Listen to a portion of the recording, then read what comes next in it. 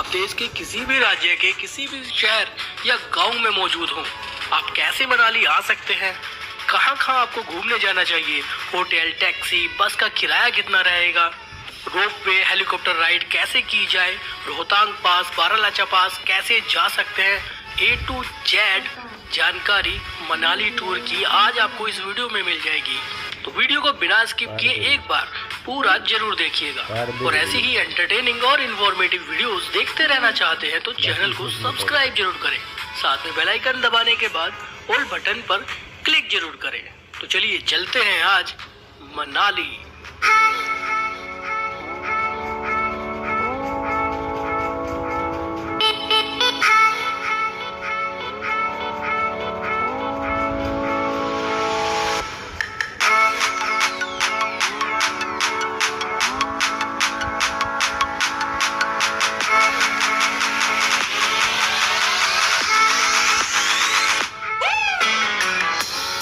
तो सबसे पहले बात करते हैं कि मनाली कैसे पहुंचा जाए।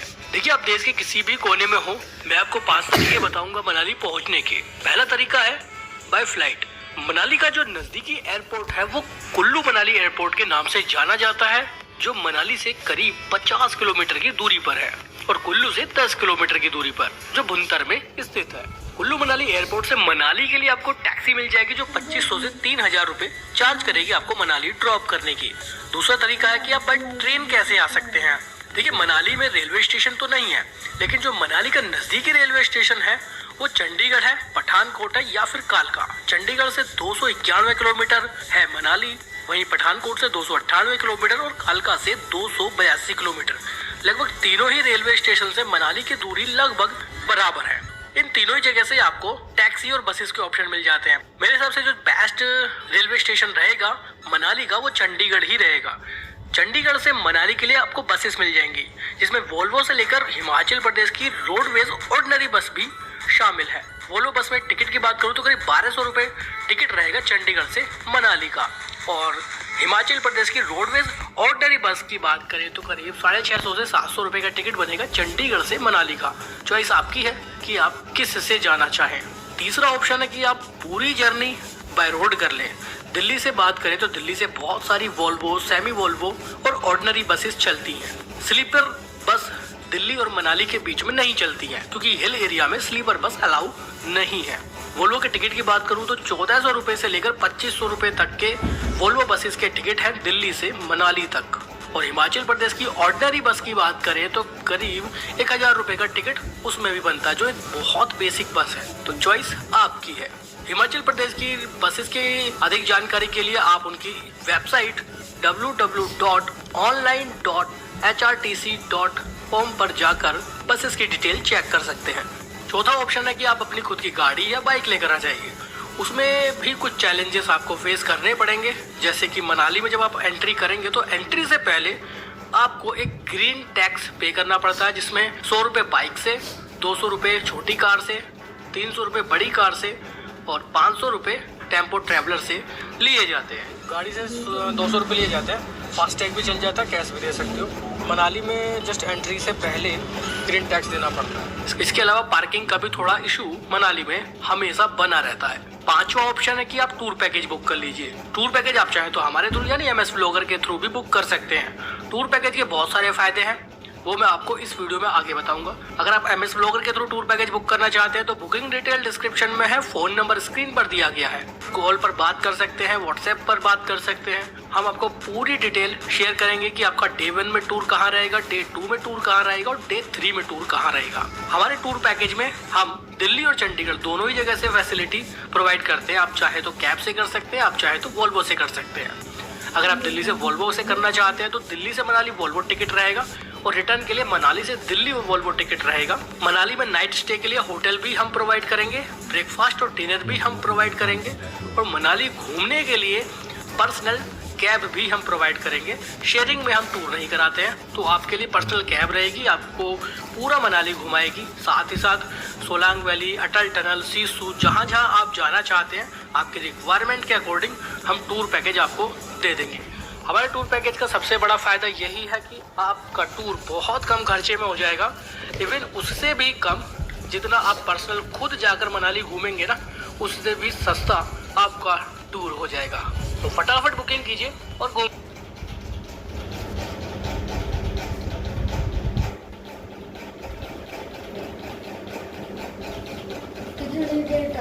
आपको प्रोवाइड कर रहा हूँ क्योंकि हमारे होटल्स ऐसी लोकेशन पर हैं जहाँ से घूमना बहुत इजी हो जाएगा। और फिर आपको कैब आपके होटल से मिलेगी, आपके होटल के मेन गेट के बाहर कैब खड़ी मिलेगी। आप आराम से कैब में बैठिए और मनाली घूमने निकल जाइए। पिकअप एंड ड्रॉप की फैसिलिटी रहेगी मनाली बस स्टैंड से होटल और होटल से बस स्टैंड जब आप रिटर्न जाएंगे।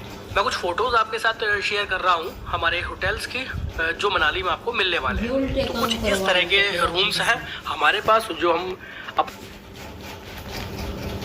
डे 1 में जिस दिन आप मनाली पहुंचते हैं उस दिन आप वहाँ की लोकल साइट्स को विजिट करने जा सकते हैं। मनाली की लोकल साइट्स में जनरली जो घूमने वाली जगह है उनमें से एक है हडिम्बा देवी मंदिर जो ओल्ड मनाली में है। दूसरा है दुंगरी वन विहार। मनाली बेसिकली दुंगरी वन विहार के ही बराबर में बसा हुआ है, या ये कह लीजिए कि मनाली के चारों तरफ जो जंगल है ना, जो वन है, वो वन विहार के नाम से जाना जाता है। वन विहार में एंट्री करने के लिए 3 अलग अलग पॉइंट है। एक मॉल रोड के पास है, वहाँ पर एंट्री टिकट 50 रुपए है। एक हडिम्बा देवी मंदिर के ठीक पीछे से दुंगरी वन विहार में एंट्री करने का पॉइंट है, वहाँ पर एंट्री टिकट एडल्ट का 10 रुपए और बच्चों का 5 रुपए है। और ओल्ड मनाली में एक पॉइंट और है दुंगरी वन विहार में एंट्री करने का, जहाँ पर एंट्री फ्री है। लेकिन मैं जो रिकमेंड करता हूँ लोगों को, वो रिकमेंड ये करता हूँ कि आप हडिम्बा देवी मंदिर जाइए। हडिम्बा देवी मंदिर के ठीक पीछे एक गेट बना हुआ है जिस पर लिखा हुआ है दुंगरी वन विहार, वहाँ से एंट्री कीजिए। मात्र 10 रुपए का टिकट है, उसमें एंट्री करेंगे तो आपको काफ़ी अलग अलग चीज़ें देखने के लिए मिलेंगी। बच्चों के झूले वहाँ मिलेंगे, आपको खाने पीने के लिए 1-2 अच्छे रेस्टोरेंट भी वहाँ पर बने हुए हैं। घूमने लायक जगह है। 1-2 घंटा आप हडिम्बा देवी मंदिर और दुंगरी वन विहार में बिता सकते हैं। तीसरी जगह है क्लब हाउस। क्लब हाउस भी ओल्ड मनाली में ही मौजूद है। क्लब हाउस में एंट्री टिकट करीब 25 रुपए के आसपास का है। बहुत अच्छी जगह है, घूमने लायक जगह है। बच्चों के लिए काफ़ी अलग अलग एडवेंचर एक्टिविटी भी वहाँ पर मौजूद है, जिसमें से भूत बंगला, वीडियो गेम, और बड़े लोगों के लिए भी कुछ एडवेंचर एक्टिविटी है जिसमें जिप लाइन, रिवर जंपिंग और भी अलग अलग बहुत सी एडवेंचर एक्टिविटी क्लब हाउस में जाने के बाद आप कर सकते हैं। 25 रुपए एंट्री टिकट है। बाकी कोई भी एक्टिविटी आप करते हैं उसके लिए आपको अलग से पे करना पड़ेगा। क्लब हाउस में काफ़ी अलग अलग रेस्टोरेंट भी हैं, आइसक्रीम पार्लर भी हैं, शॉपिंग के लिए बहुत सारी दुकानें हैं। कुल्लू मनाली फेमस है कुल्लू की शॉल फैक्ट्री के लिए। शॉल्स वगैरह खरीदने हैं तो उसके लिए भी क्लब हाउस में दुकानें बनी हुई हैं। कुछ इंडोर गेम भी आप क्लब हाउस में आने के बाद खेल सकते हैं, जिसमें कैरम बोर्ड, टेबल टेनिस और भी बहुत कुछ। क्लब हाउस से करीब 1-1.5 किलोमीटर की दूरी पर मनु टेम्पल है, अब वहाँ भी जा सकते हैं, वो भी देखने लायक जगह है। तो ये होता है डे 1 का टूर, जिसमें मनाली की टोटल लोकल साइट्स मौजूद है। अगर आप MS ब्लॉगर के थ्रू टूर पैकेज बुक करते हैं तो ये पूरा टूर हम कराएंगे और आपके होटल से आपको रिसीव करेंगे, कैब के थ्रू आपको सारे लोकल साइट्स घुमाएंगे और वापस आपको आपके होटल ड्रॉप करेंगे।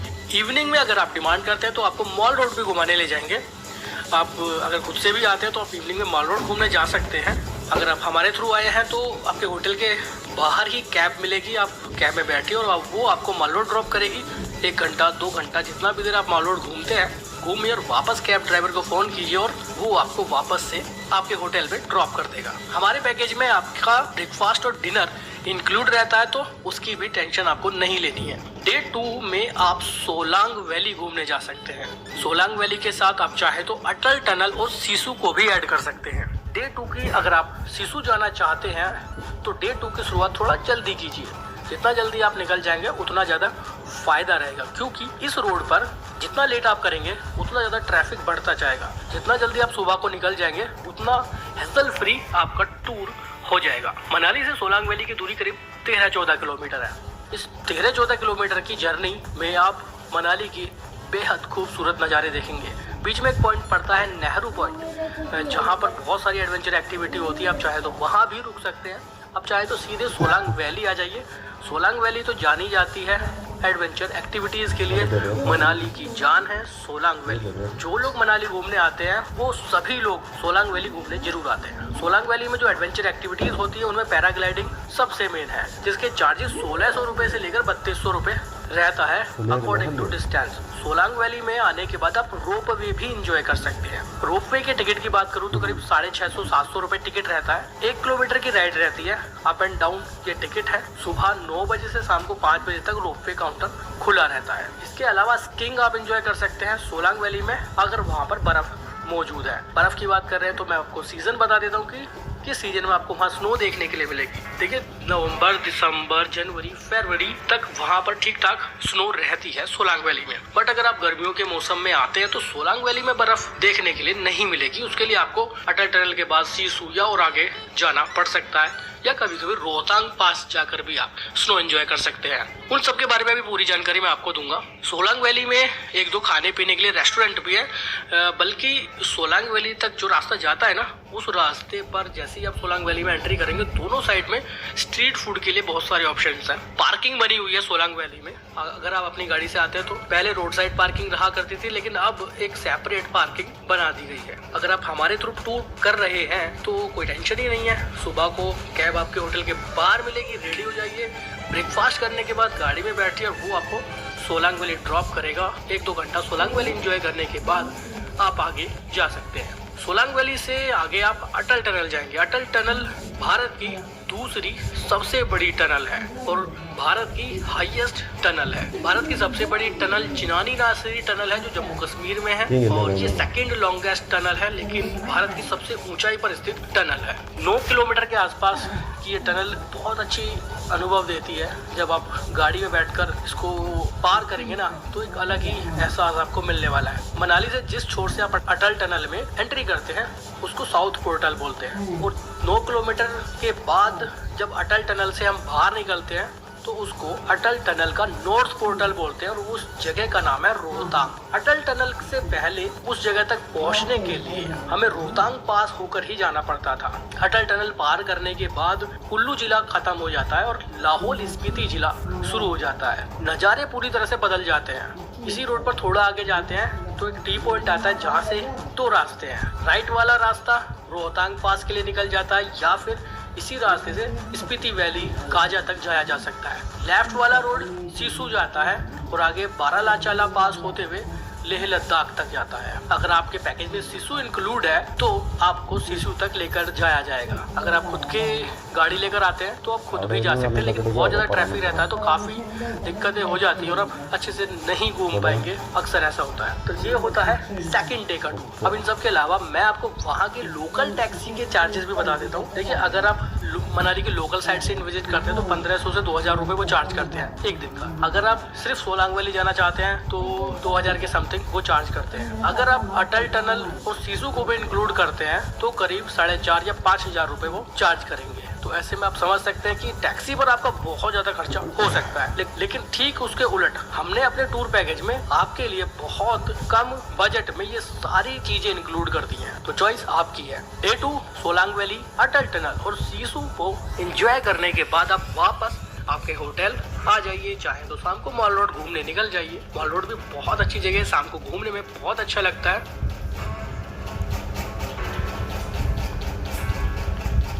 और डे 2 में नाइट स्टे आप होटल में करने के बाद डे 3 फिर से आप मनाली में एंजॉय करने जा सकते हैं। अगर आपका 2 रात का स्टे मनाली में है तो डे 3 में आप मनाली के कुछ और लोकल साइड घूम सकते हैं। आप चाहें तो नागर कैस्टल देखने जा सकते हैं, कुल्लू घूमने के लिए जा सकते हैं, तो भी आपका टूर बहुत आसानी से हो जाएगा।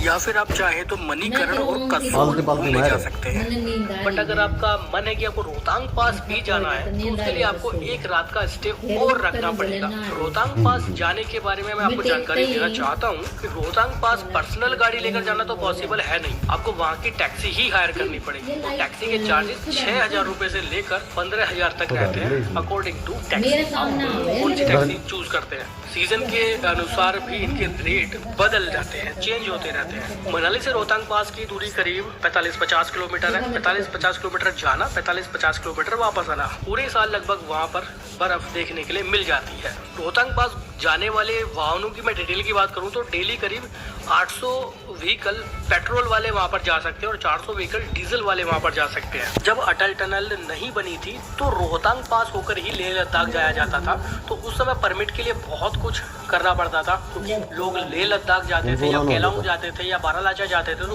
उन्हें रोहतांग पास होकर ही जाना पड़ता था, तो उस समय उनको परमिट की जरूरत पड़ती थी। लेकिन अब अटल टनल बन चुकी है तो अटल टनल से ही होकर वो लोग निकल सकते हैं without any permit. But special है कि अगर रोहतांग पास जाना है तो उसके लिए आपको वहाँ की लोकल टैक्सी लेनी पड़ेगी, क्योंकि पर्सनल गाड़ी लेकर आप वहाँ पर नहीं जाया जा सकता। दूसरी बात, रोहतांग पास ट्यूसडे को बंद रहता है, तो आपका टूर पैकेज ऐसे रहना चाहिए कि ट्यूसडे में आप रोहतांग पास ना जाएं। अगर आपने हमारे थ्रू टूर पैकेज बुक किया है तो परमिट का भी इशू आपका नहीं है, वो सब हम अरेंज करेंगे।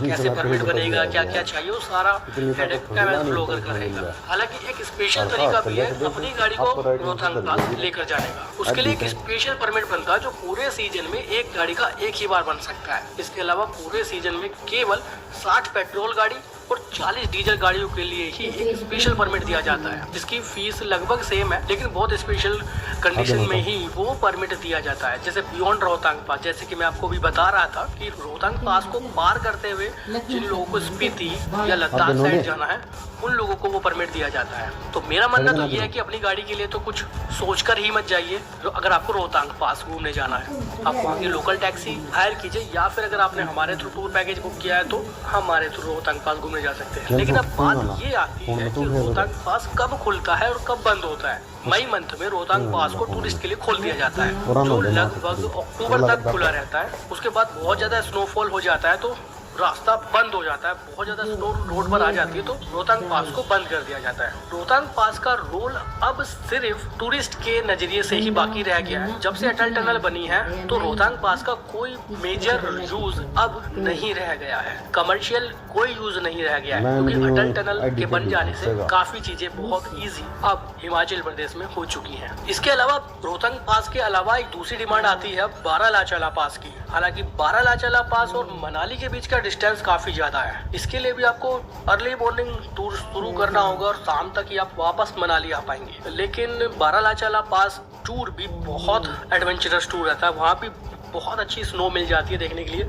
सिसु से होते हुए ही हम बारालाचा पास तक जा सकते हैं। लेकिन अगर आपको रोहतांग पास टूर या बारालाचा पास टूर करना है तो उसके लिए आपको पूरा एक दिन जरूर चाहिए। तो ये सारी बातें हुई मनाली में घूमने की। इसके अलावा मनाली में आप हेलीकॉप्टर राइड भी कर सकते हैं, जिसे हेलीकॉप्टर जॉय राइड के नाम से जाना जाता है, जिसमें टिकट प्राइस अब इंक्रीज हो गया, करीब 12-12.5 हजार का टिकट बनता है। लेकिन वो जॉय राइड आपको पूरा मनाली घुमाएगी। आप हेलीकॉप्टर से बैठकर पूरा मनाली घूम सकते हैं। वो हेलीकॉप्टर राइड करीब 10 या 15 मिनट की रहती है, जिसमें वो पूरा मनाली कवर करेंगे, साथ ही रोहतांग पास आपको लेकर जाएंगे और आप ऊपर से रोहतांग पास का एक खूबसूरत व्यू भी देख सकते हैं।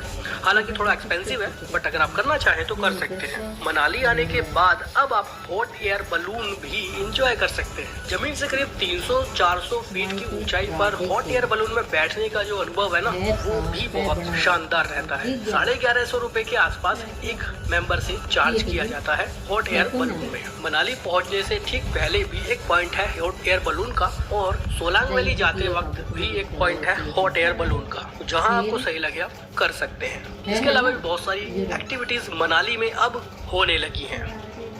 चलिए अब बात करते हैं मनाली टूर बजट की। देखिए, अगर आप दिल्ली से मनाली घूमने जाते हैं तो सबसे पहले तो आपको वॉल्वो टिकट बुक करने पड़ेंगे, जो करीब राउंड ट्रिप में दिल्ली से मनाली और मनाली से दिल्ली करीब 2400-2500 रुपए के रहेंगे। इसके बाद आती है बात रूम की। अगर 2 रात का भी आप स्टे मनाली में करते हैं अच्छे रूम में, जैसे रूम हम प्रोवाइड करते हैं, तो करीब 2 रातों का आपका 4500 हो जाएगा। ये एक बंदे का मैं बात कर रहा हूँ। इसके बाद बात करते हैं फूड की। करीब 2000 रुपए 3 दिन में आप फूड पर भी खर्च कर देंगे मिनिमम, बाकी तो सबकी अपनी। दूसरी बात, ना ही आपको किसी टैक्सी वाले इसको ढूंढ। नेक्स्ट वीडियो में फिर मिलेंगे आपसे। अभी के लिए बाय, बहुत बहुत धन्यवाद।